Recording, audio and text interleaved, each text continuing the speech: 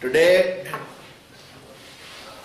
we will try to discuss कि हमें शिक्षक होना चाहिए या गुरु होना चाहिए। आप लोगों का क्या मत है? कितने लोग आप में से शिक्षक होना चाहते हैं? कितने लोग आप में से गुरु बनना चाहते हैं? गुरु ब्रह्मा बोलो यार। गुरु विष्णु गुरुदेवो महेश्वर गुरु साक्षात परब्रह्म तस्मै श्री गुरुवे नमः। उपनिषदों में कहा गया है, इंसान ऐसी शांति चाहता है जो कभी छिन्न भिन्न ना हो, ऐसा सुख चाहता है जो परम सुख हो, ऐसा पद चाहता है जिससे बड़ा पद इस दुनिया में ना हो, ऐसा धन चाहता है जिसके बाद किसी धन की कामना ना रहे, ऐसी मंजिल चाहता है जिसके बाद रास्ता ही ना बचे। इन सब को मिलाकर एक ही चीज कही जाती है कि वह है मोक्ष, मुक्ति या वह है परमात्मा की गोद। इसी उद्देश्य की प्राप्ति के लिए हम लोग दुनिया में आए। अब यह उद्देश्य कैसे पूर्ण हो? शिक्षक बनकर हो सकता है या गुरु बनकर हो सकता है? दुनिया में आने के उद्देश्य की पूर्ति का केवल एक ही साधन है, वह है गुरु। गु और रु यानी अंधकार से प्रकाश, अज्ञान से ज्ञान, असत्य से सत्य, बूंद से सागर, सीप से मोती, जागने से जागरण और मृत्यु से मोक्ष। अस्तो मां सद्गमय तमसो मां मृत्योर्मा अमृतम गम। गुरु का स्थान महत्वपूर्ण एवं सर्वोपरि। भारतीय जीवन प्रणाली में गुरु का स्थान परमेश्वर के समकक्ष या परमेश्वर से बढ़कर माना गया। इसीलिए कहा, गुरु गोविंद दोऊ खड़े काके लागू पाए, बलिहारी गुरु आपने जिन गोविंद दियो मिलाए।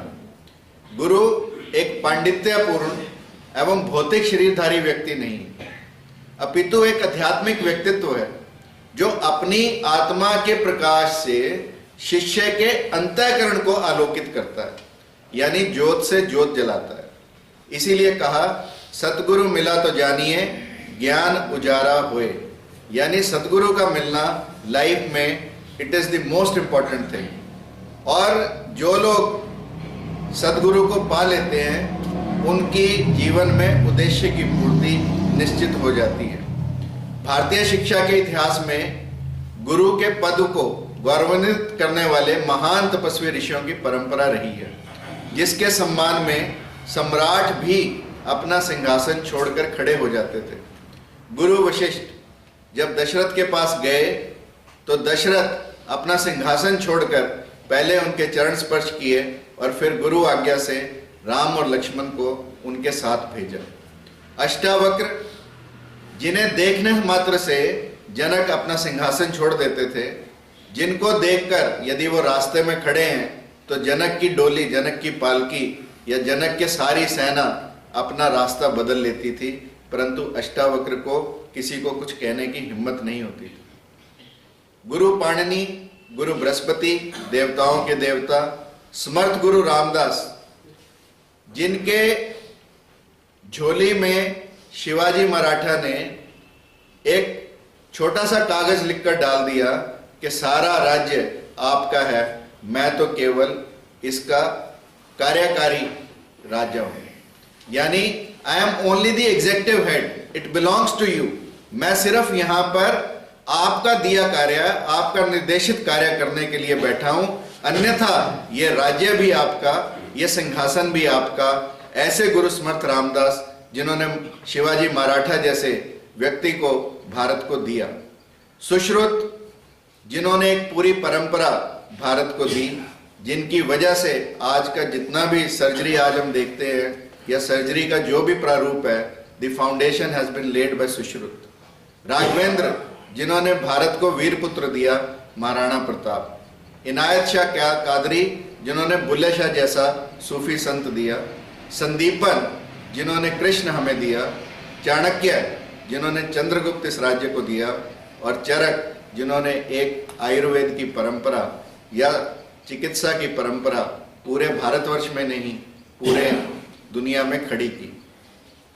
और जब इन गुरुओं का इतिहास हम देखते हैं तो निश्चित रूप से इन लोगों ने अपने आचरण से, अपनी विद्या से, अपने ज्ञान से न केवल अपने शिष्यों को आलोकित किया परंतु पूरे विश्व को आलोकित किया।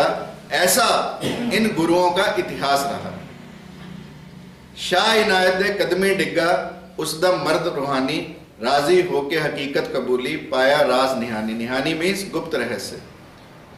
ये बुल्ले शाह और इनायत शाह कादरी के बारे में कहा जाता है कि जब इनायत शाह कादरी बुल्ले को मिले तो शाह इनायत दे कदमी डिग्गा, यानी उनके कदमों में गिरा। उसदम मर्द रूहानी, बुल्ले शाह भी उस समय कम अवस्था में नहीं था, उसकी अवस्था भी एक सिद्ध अवस्था थी। राजी होके हकीकत कबूली, परंतु गुरु के मिलने के बाद उसने अपनी हकीकत को, अपने अज्ञान को जाना और गुरु के ज्ञान के आगे नतमस्तक हुआ और पाया राज निहानी, यानी तब उसे गुप्त रहस्य की प्राप्ति हुई। यानी गुरु के नतमस्तक होने के बाद ही, गुरु के प्रति समर्पित भाव से, गुरु के प्रति श्रद्धा के भाव से ही हम गुरु के ज्ञान को पा सकते हैं। तभी ये सब संभव है। स्वयं के आचरण द्वारा शिक्षा है। गुरु एक व्यक्ति नहीं है, पद व संस्था है। गुरु अपने आचरण के द्वारा छात्रों में मानवता का निर्माण करता है। अतः गुरु या आचार्य है। गुरु पारस का अंतरो जानत है सब संत, वह लोहा कंचन करे ये कर ले महन। यानी गुरु और पारस के अंतर को सभी लोग जानते हैं। पारस तो केवल लोहे को सोना कर सकता है। यदि पारस लोहे को छू दे तो केवल सोना कर सकता है, परंतु यदि गुरु किसी को छू दे तो वो उसे अपने से बढ़कर या अपने जैसा कर लेता है। ये गुरु ही कर सकता है, कोई और व्यक्ति नहीं कर सकता। शिक्षा का तात्पर्य केवल पढ़ाई लिखाई नहीं, अपितु जैसा हमने पिछले कुछ प्रेजेंटेशंस में देखा, चरित्र का विकास, जीवन का निर्माण या व्यक्तित्व का गठन है। अतः इसके लिए विषय के शिक्षक नहीं, गुरु की आवश्यकता है। कन्फ्यूशियस चीन का इतना महान एक संत हुआ या फिलॉसफर हुआ, दार्शनिक कह सकते हैं आप लोग, कहते हैं उसे भी देखकर राजा अपना रास्ता बदल लेते थे। एंड दे से one day Confucius was sitting, और राजा की सवारी वहां से निकली, सब लोग खड़े होकर नतमस्तक हुए परंतु कन्फ्यूशियस नहीं हुआ। तो राजा को यह बात अटपटी लगी। राजा ने कन्फ्यूशियस को बुलाया और पूछा तुम कौन हो? कन्फ्यूशियस ने कहा मैं शहंशाहों का शहंशाह। तो राजा ने कहा कि तू फटे कपड़े, शक्ल से भिखारी लगता, तू शहंशाह का शहंशाह कैसे हो सकता है? ना तेरे पास धन है, ना तेरे पास दौलत है, ना तेरे पास कोई सेना है, तू कैसे शहंशाह हो सकता है? तो कन्फ्यूशियस ने कहा कि धन की मुझे आवश्यकता नहीं, क्योंकि मेरे पास सबसे बड़ा धन है। वो कौन सा धन है? संतोष का धन। गज धन, गोधन, रतन धन और रतन धन खान, जब आवे संतोष धन सब धन धूलि समान। यानी जिस समय आदमी को सेटिस्फेक्शन मिल जाए उसके बाद सभी धन बेकार हो जाते हैं, ऐसा कन्फ्यूशियस ने राजा को कहा। और राजा ने कहा चल धन तो छोड़, तेरे पास संतोष धन, मैं तो नहीं जानता कौन सा संतोष होता है, परंतु चल तेरे पास संतोष धन मैंने मान भी लिया है, तो तेरे पास नौकर चाकर कहाँ है जो तू अपने आप को शहंशाह कहता? शहंशाह का मतलब तो नौकर चाकर भी तो होने चाहिए। तो कन्फ्यूशियस ने कहा कि मैं अपना काम स्वयं कर लेता हूं, मैं तेरी तरह आलसी नहीं, इसलिए मुझे नौकर चाकर की कोई जरूरत नहीं। फिर राजा ने कहा कि तेरे पास सेना कहाँ है? तो कन्फ्यूशियस ने कहा कि मेरे पास कोई शत्रु नहीं है, इसलिए मुझे सेना की कोई आवश्यकता नहीं। यानी मेरा मन निर्मल हो चुका है, मुझे अपना शत्रु भी प्रिय लगता है, तो मेरा कोई शत्रु ही नहीं है, तो मुझे सेना की भी कोई आवश्यकता नहीं। तो इसलिए जिस व्यक्ति की चाह गई, जिस व्यक्ति की चिंता गई, चाह गई चिंता मिटी, मनुआ बेपरवाह, जिसको कछु न चाहिए वो ही शहंशाह। सो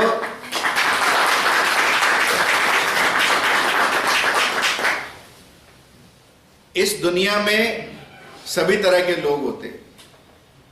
अच्छे लोग भी हैं, बुरे लोग भी हैं। इंटरव्यूज चल रहे थे, एक टीचर कोई कॉलेज छोड़ के आया, मैंने उससे पूछा कि भाई वहां से क्यों छोड़ा? उसने कहा जी वहां सब कुछ बुरा था। तो मैंने कहा भाई यहां भी सब कुछ बुरा है, यहां भी अच्छा कुछ नहीं है। उसके बाद दूसरा आया, मैंने पूछा भी अपना इंस्टीट्यूशन क्यों छोड़ा? उसने कहा सर वहां लोग तो अच्छे थे, पर उसने कोई और रीजंस बताए। तो मैंने कहा चलो तुम वहां अच्छे लोग छोड़कर आए हो, यहां भी अच्छे ही लोग हैं। तो जो मेरे साथ लोग बैठे थे उन्हें बात बड़ी अटपटी सी लगी कि 1 मिनट पहले मैंने कहा यहाँ बुरे लोग हैं, 1 मिनट के बाद कहा यहाँ गंदे लोग हैं, अच्छे लोग हैं, तो कैसा दोनों का कॉम्बिनेशन हो सकता है? तो बेसिकली अच्छे या बुरे लोग नहीं होते, अच्छे या बुरे हम होते हैं। हमारी सोच होती है, हमारा नजरिया होता है। जैसा हम दुनिया को जिस शीशे से देखेंगे वैसी दुनिया हमें नजर आएगी। इसलिए आप अपनी सोच में अच्छाई पैदा करो। हर व्यक्ति में गुण या अवगुण है, हम उसके अंदर क्या देखते हैं, गुण देखते हैं या अवगुण देखते हैं, ये हमारी सोच है। और यदि हम अवगुणों को डिस्कस करेंगे तो we are just wasting our life, और यदि हम गुणों को डिस्कस करेंगे तो we are building our life, we are making our life and also making the life of others.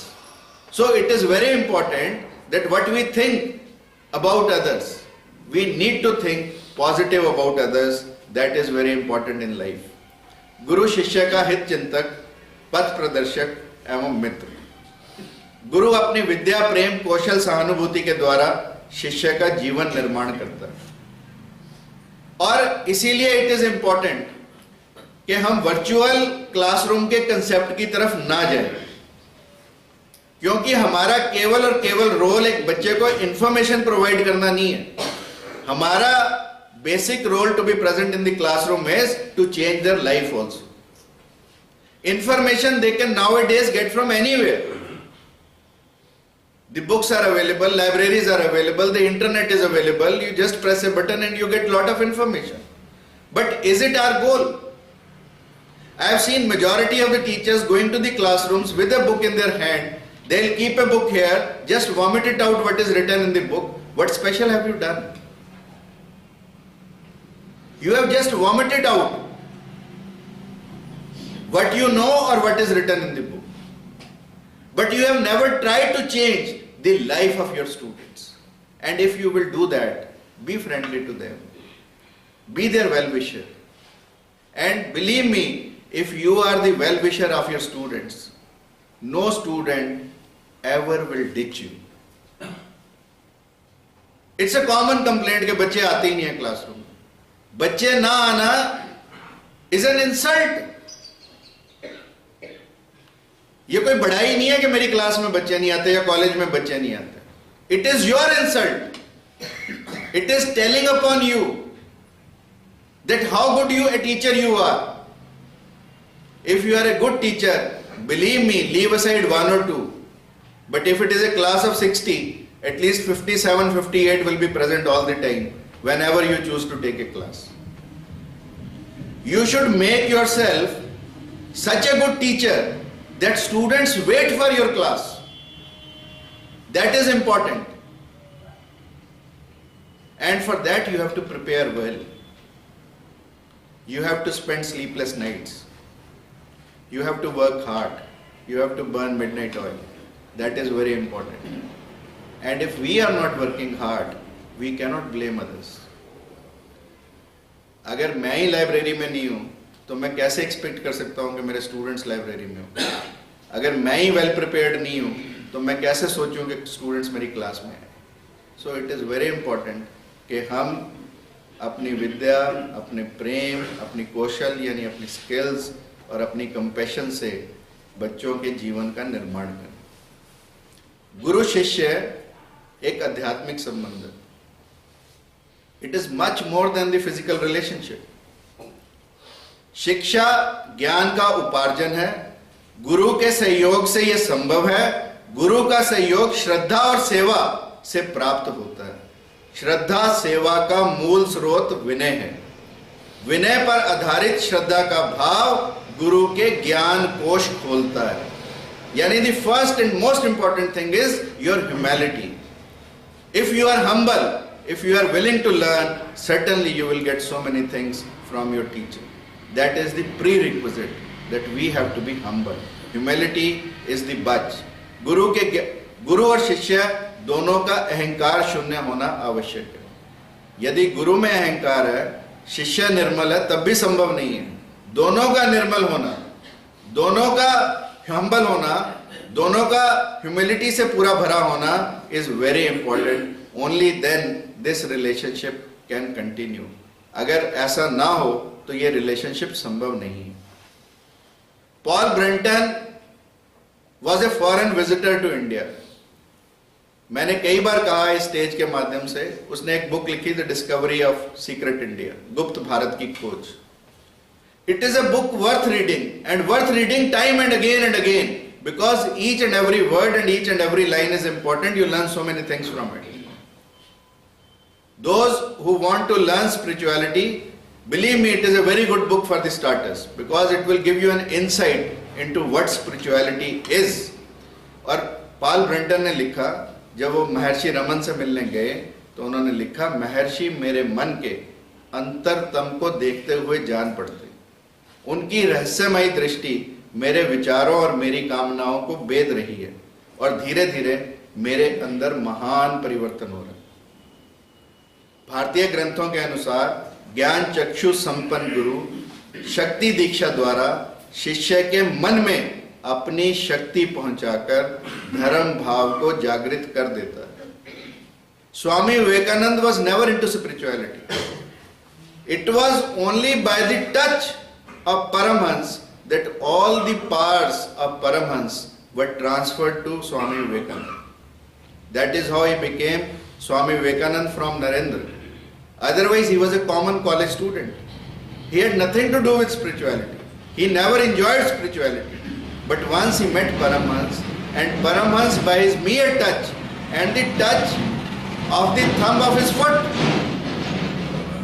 अपने पैर के अंगूठे को विवेकानंद के मस्तक पर लगाया, and everything changed for Narendra, and he became Swami Vivekananda. That is what a guru can do to you. So that is why I said it is a spiritual relationship, and a relationship which is based upon humility of both of them, and once both of them are at one level, all the powers of the guru can be transferred to the pupil. गुरु के समक्ष संपूर्ण भाव से समर्पण, जैसे अर्जुन ने कृष्ण के आगे किया कि मैं आपका शिष्य हूं, मुझ शरणागत को कृपा करके सच्चा मार्ग बताइए। दिस इज टोटल समर्पण है अर्जुन का कृष्ण के प्रति, और जब ऐसा समर्पण होता है तभी ज्ञान का ट्रांसफर संभव है, अन्यथा नहीं तो उस महाभारत में सैकड़ों लोग थे और किसी को कृष्ण ने पात्र नहीं समझा, क्योंकि अर्जुन एक पात्र था, सुपात्र था, और अर्जुन ने पूरा समर्पण किया कृष्ण के प्रति, तभी कृष्ण ने ज्ञान ट्रांसफर किया अर्जुन को, और तब वो अर्जुन जो बिल्कुल निढाल हो चुका था डट के खड़ा हो जाता है। गुरु की विद्वता, गुरु की बात शिष्य के लिए वेद वाक्य।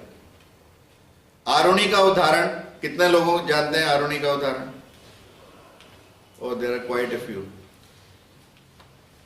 आरुणि को गुरु ने कहा, सब शिष्य फेल होके वापस आ गए। खेत में बारिश बहुत हो रही थी, खेत में पानी रुक नहीं रहा था। पानी रोकने के लिए कि खेत पानी से बर्बाद ना हो जाए, इसलिए उन्होंने बहुत सारे शिष्यों को भेजा, परंतु कोई शिष्य कर नहीं पाया। अंततः आरुणि को भेजा, और आरुणि ने जाकर जब देखा कि मिट्टी डालने से मेड़ को तो नहीं रोक पा रहा पानी के बहाव को, तो उसने खुद को अपने वहां पर लगा दिया, और जब सुबह गुरु उसको खोजते मिले तो आरुणि वहीं मेड़ पर पानी को रोके मिला। ये गुरु का शिष्य के प्रति, शिष्य का गुरु के प्रति टोटल समर्पण, कि गुरु की बात वेद वाक्य है। गुरु ने कहा कि पानी रोकना है, अब पानी कैसे रुके ये आरुणि को दे। So that is what is required. Uttanka जिसको गुरु ने कहा कि तू यहीं रह आश्रम में। बूढ़ा हो गया, गुरु ने नहीं कहा कि तू जा। और जब एक दिन बूढ़ा हो गया, तंग हो गया, तो गुरु ने कहा जा, तो तब गया। तब गुरु ने अपना सारे का सारा ज्ञान उतंग को ट्रांसफर किया। ये सारे महर्षि धुम्मे के शिष्य थे, परंतु उतंग जो है वो जिसे परपोता जैसे हम कहते हैं, ऐसे ही पोता शिष्य था, क्योंकि ये वेद का शिष्य था। वेद जो धुम्मे ऋषि थे उनका शिष्य था। आरुणि, उपमन्यु और वेद, ये तीन शिष्य थे। उन तीनों में से एक वेद का शिष्य उतंग था। और ऐसे ही उपमन्यु, जिसे गुरु ने कहा जब गाय चरा लाया कर, वो गाय चराने जाए। गुरु ने देखा कि ये गाय चराने जाता है और इसका शरीर तगड़ा होता जा रहा है, तो गुरु ने पूछा कि तू क्या खाता पीता है? उसने कहा कुछ नहीं, मैं तो गायों का दूध पी लेता हूँ बीच में। तो गुरु ने कहा ऐसे कैसे तू गाय का दूध पी लेता? भाई पहले दूध तो यहाँ चढ़ना चाहिए, फिर तू जाके पी। तो उसने कहा ठीक है गुरुदेव, आगे से गाय दूध पहले यहाँ ले आया करेंगे, फिर देख लिया करेंगे।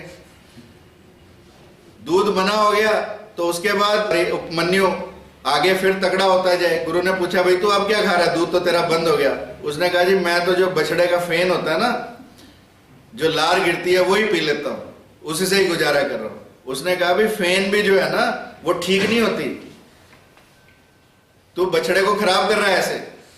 तो उसने वो फैन भी पीनी छोड़ दी और अंततः बेचारा आग का, ऐसी कई घटनाएं हुई और अंततः आग का दूध पीकर अंधा हो गया और एक गड्ढे में गिर गया। गुरु उसे ढूंढते ढूंढते वहां पर पहुंचे धुम्मे ऋषि, तो देखा कि उपमन्यु वहां सत्संग कर रहा है, गड्ढे में गिरा हुआ है। अंधा उपमन्यु गड्ढे में सत्संग कर रहा है।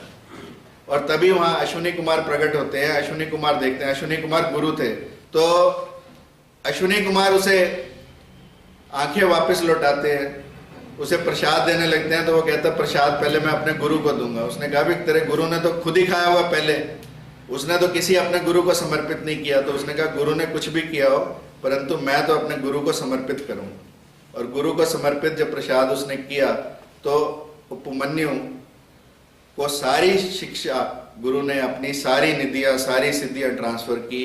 और उपमन्यु भी उसी लेवल का ऋषि बना जिस लेवल के धुम्मे ऋषि थे। तो इसलिए गुरु की आज्ञा को मानना, गुरु की आज्ञा को वेद वाक्य मानना, ऐसा शिष्य के लिए अनिवार्य रूप है।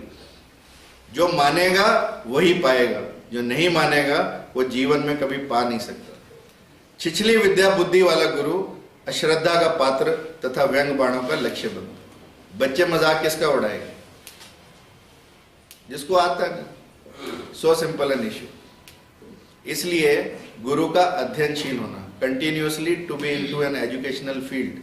Continuous education is very important. अपने आप को रीओरिएंटेशन प्रोग्राम्स में डालना, वर्कशॉप्स में जाना, कॉन्फ्रेंसेज में जाना, अपने आप को अपडेटेड रखना, नवीनतम ज्ञान से परिचित होना आवश्यक है।